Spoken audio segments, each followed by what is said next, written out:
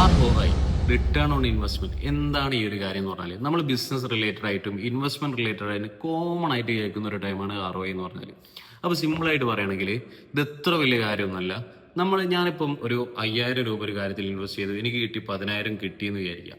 അപ്പോൾ ഇതിന്റെ ROI എങ്ങനെ കാൽക്കുലേറ്റ് ചെയ്യാന്ന് വെച്ചാൽ, എനിക്ക് കിട്ടിയ amount 10,000 minus 5,000 whole divided by 5,000. അതായത് ടോട്ടൽ ഇൻകം എനിക്ക് കിട്ടിയത് മൈനസ് എനിക്ക് ടോട്ടൽ പൊട്ടിയത്, അതായത് എൻ്റെ cost whole divided by cost. ഇത് ചെയ്യുമ്പം ആൻസർ 1 എന്ന് കിട്ടും. അത് പെർസെൻറ്റേജിൽ കൺവേർട്ട് ചെയ്യുമ്പോൾ 100. അതായത് ഇതിന്റെ ROI, അതായത് 5,000 ഇട്ടപ്പം എനിക്ക് ഒരു 5,000 കൂടി ലഭിച്ചു, അല്ലെങ്കിൽ അത് 100% ആയിട്ട് എന്ത് വർദ്ധിച്ചു. അപ്പം ഈ ഒരു ഞാനിടുന്ന ഓരോ 5,000-ത്തിനും എൻ്റെ ROI എന്ന് പറഞ്ഞാൽ എത്ര? 100% ആണ്.